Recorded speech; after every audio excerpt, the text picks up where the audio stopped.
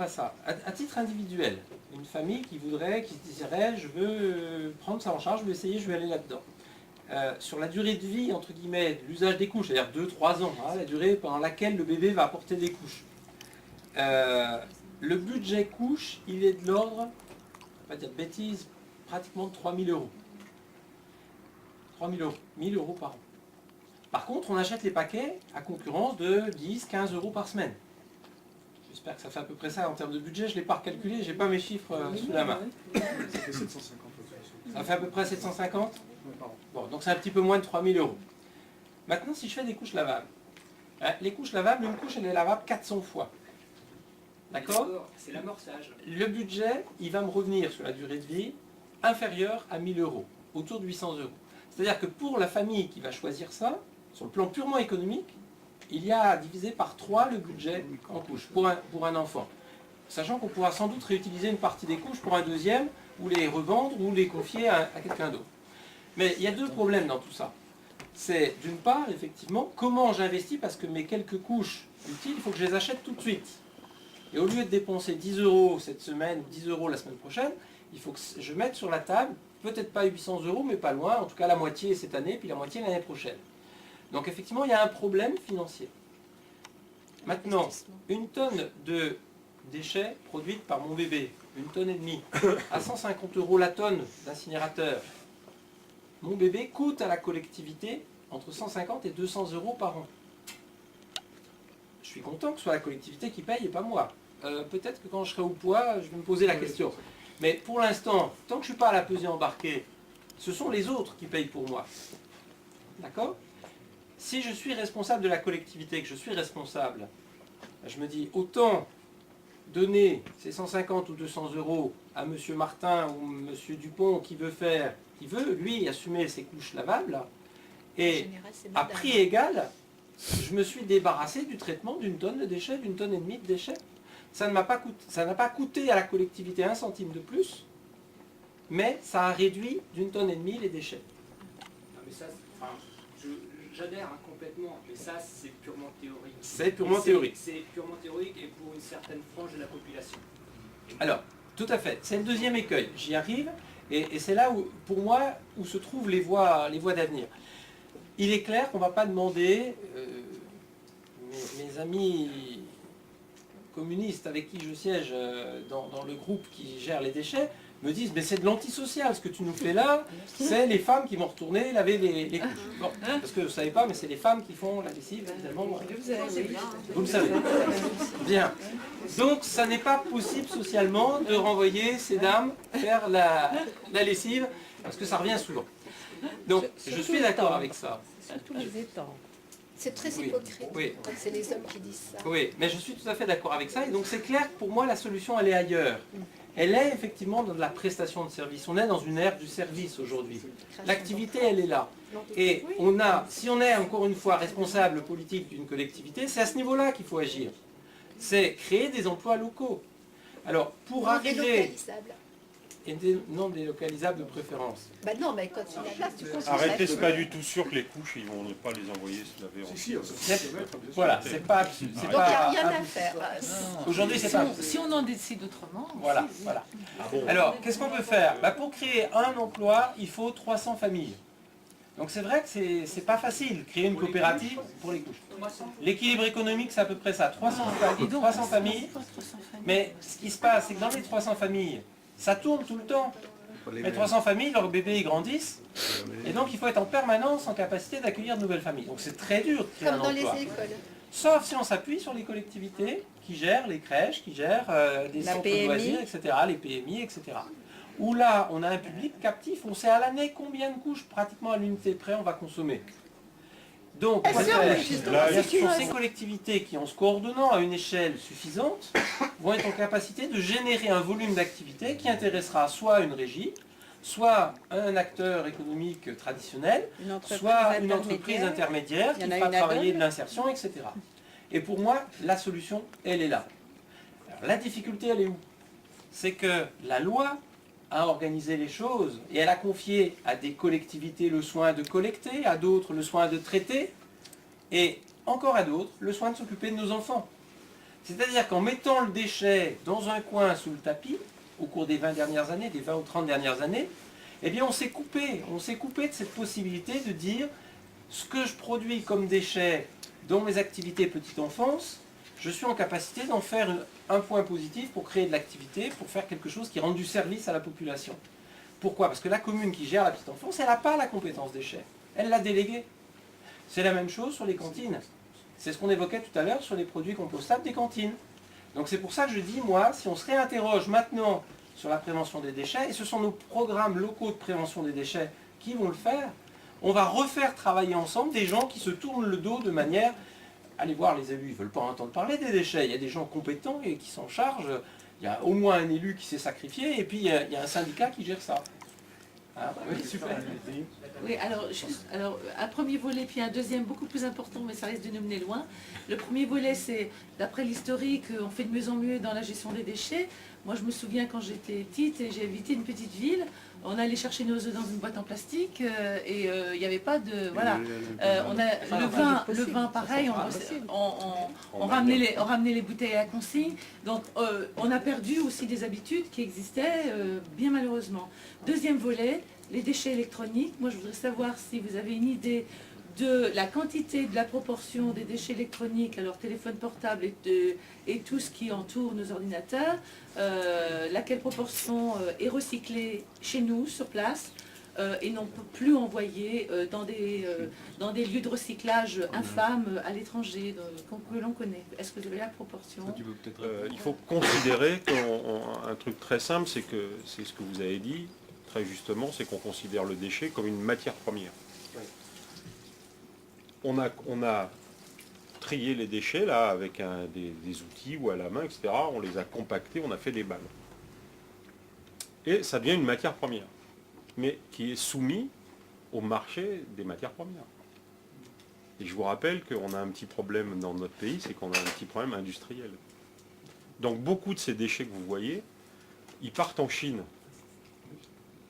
Parce que, ou en Inde ou ailleurs, parce que eux, du coup, ils ont d'énormes besoins de matières premières, etc. Et puis en plus, comme ils nous vendent des bateaux qui arrivent pleins et qui repartent à vide, ça tombe bien, ils ont de la place. Mais ça veut dire que, je dis ça pour que vous compreniez que c'est un marché. Et que l'équilibre de ce marché, il dépend de la valeur. Et on a vu en 2008-2009, le prix des matières premières s'écrouler. Et donc tous les organismes, l'économie des marchés liés à la récupération, s'effondrer. Et le prix du plastique qui perd 30% en un mois, évidemment, ça change tout.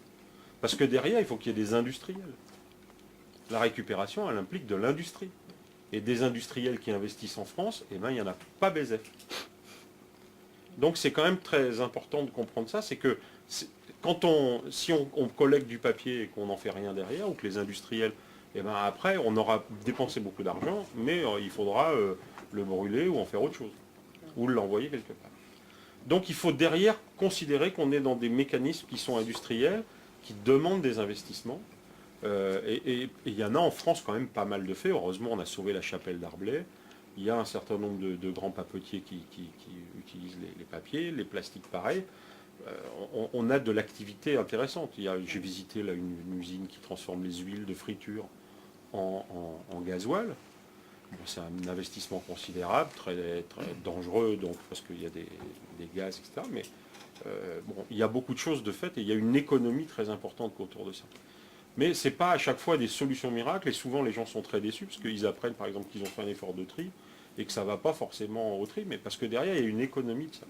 Ce qui vaut très cher, c'est volé, c'est pas un déchet. Si c'est un déchet, c'est que ça a une valeur, mais que c'est quand même compliqué. Les gens là, ils se battent pour récupérer le cuivre parce que ça vaut très cher. Ouais, moi j'ai une question parce qu'on parle des ménages, on parle des collectivités et moi je suis souvent effarée quand je vais dans les administrations, dans les entreprises, sur la gestion des stocks de papier par les différents salariés, même dans ma structure, je n'ai pas une grosse structure, je ne sais pas exactement combien on consomme de papier par an, Mais souvent je me dis, en tant que ménage, on a le geste effectivement de trier, on a bonne conscience parce que on se dit que voilà, mais je vois jamais de carton pour que les personnes puissent déposer leurs feuilles. Je vois mes collègues aussi sans vouloir balancer. Je leur dis d'ailleurs d'imprimer n'importe quel mail ou faire sans que forcément réutiliser le papier. Est-ce que vous avez connaissance de la quantité de feuilles qui peuvent être utilisées à mauvais escient, parce que c'est souvent inutile, hein, quand on fait des dossiers je veux bien, mais souvent c'est inutile. Et qu'est-ce qui peut être fait à votre sens pour pouvoir sensibiliser au sein des administrations et des entreprises les salariés, parce que c'est pas chez eux, en gros ils se disent bon ben voilà, une poubelle, le soir c'est ramassé, c'est jeté, et puis on sait très bien que c'est justement pas trié. Est-ce qu'il peut se faire quelque chose à ce niveau-là? Moi je travaille à l'hôpital. Mais en tant qu'enseignante, et on voit que de toute façon, on ne met pas à notre disposition de quoi trier. Il y a le tri des déchets hospitaliers, là c'est obligatoire, mais pour le papier on l'a pas. Or il y a énormément de bureaux à l'hôpital, et je pense que ce qu'on se dit, c'est qu'on n'a pas à disposition ce tri. Donc finalement, notre comportement change parce qu'au travail, on ne reproduit pas. On oublie complètement ces réflexes qu'on a pu C'est dommage. Non, mais j'ai justement, oui, par rapport à ça, bon, moi je suis partie de ce qui fait d'administration qui est plus des Pôle emploi, où justement depuis que c'est Pôle emploi et que c'est la fusion, il y a un plan national qui est mis en place, et là qui tombe très bien parce qu'il faut faire des économies puisque l'État nous retire, voilà, et on est en train de nous dire c'est 10-20% en moins de consommation de papier. Donc on a des bacs, il y a toute une filière qui s'exemple. Alors c'est une structure de 45 000 salariés en France. Mais ça se fait, hein, voilà, cartouche, mais aussi recyclable. Et puis là, notamment, parce qu'il faut faire des économies, alors qu'on vous a dit de toute façon, sur les leçons expliquées. C'est pas une question, c'est une réponse sur les D3E, les déchets électriques, électroniques, c'est la question que tu posais. En général en France, c'est le cas à Dijon, c'est Envie qui traite sur place. C'est eux qui ont pratiquement tous les marchés de D3E. Donc ils sont soit reconditionnés, soit recyclés, directement sur place. D3E ici, il est à Dijon au sud. Donc ils ont l'intégralité des flux pratiquement au plan national. Donc ça c'est plutôt bien fait.